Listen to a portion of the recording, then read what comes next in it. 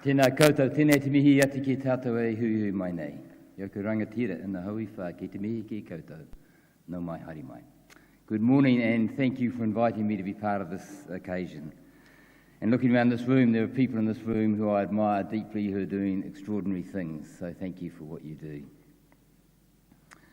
A significant part of my role as Wellington City Missioner is to give those who have resources, those who make decisions, those who create policy, those who build budgets, a view of what life looks like from those at the bottom, from those who are doing life tough.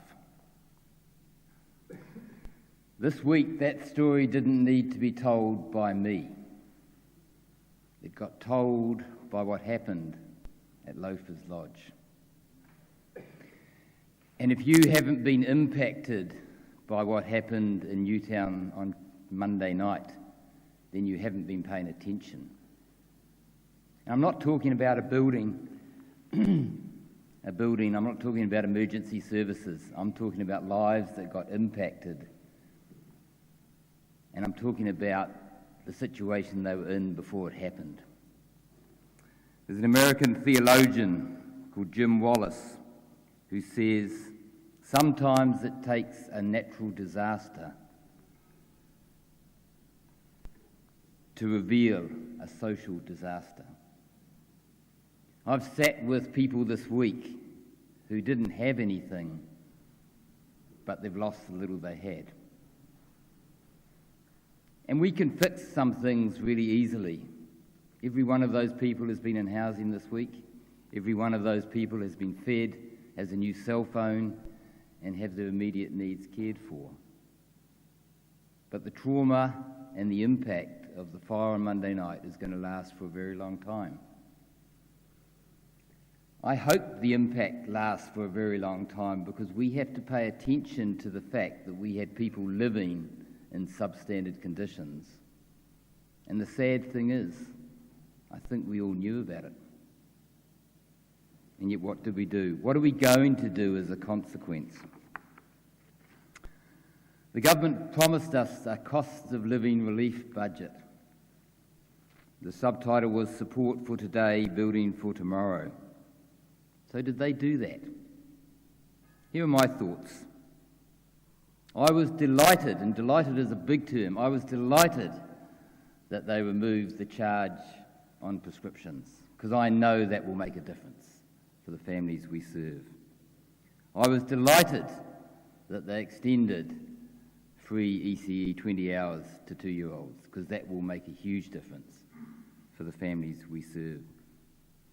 I was pleased that we've got continuing subsidised and some free public transport. I was pleased that we're going to have some warmer, more energy-efficient homes.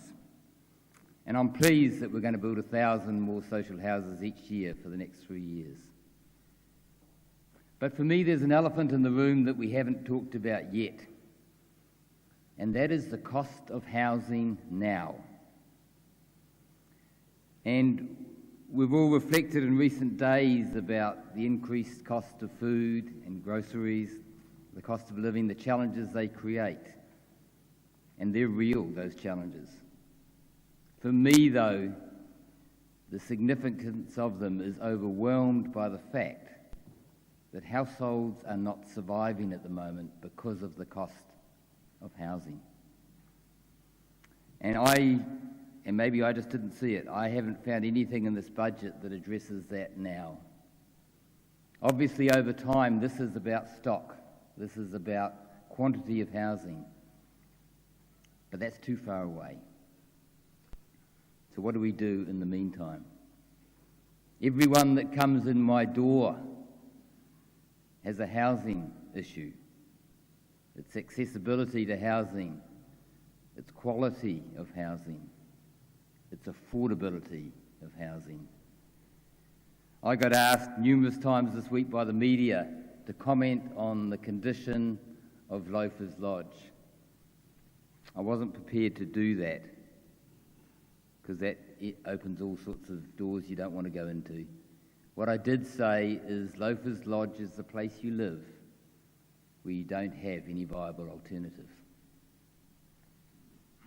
So I wonder, how are we going to respond to this?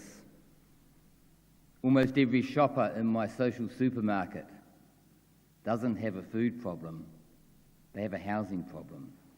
They have an adequacy of household income problem that is driven by the cost of housing. The Karahiakai organisation, and we've got Jenny and Trish and Sonia here today, and they produce what I think is a remarkable report called Kamakona, and if you haven't seen it, you should read it. The latest edition of that report was published in September, October last year. And what it says is that Wellington is the most unaffordable place in the country to live. And it takes this particular report 3 household scenarios and looks at each of those households, if they were earning a benefit, or if they were earning a minimum wage, or the median wage. And it looks at those different scenarios, and frankly, unless you were earning the median wage or above, you're just not going to survive. So this isn't a future problem, this is a current disaster. I want to commend the government for what they did yesterday, because I think the initiatives that have been introduced are great, and thank you for that. But we've got work to do. Father Greg Boyle, in his latest book, describes the COVID situation and says this: we all faced the same COVID storm, but some of us were in ocean liners, and some of us were in inner tubes, and some of us were hanging on to pieces of driftwood. And I think that's the reality. For most of us, we've weathered okay the COVID storm.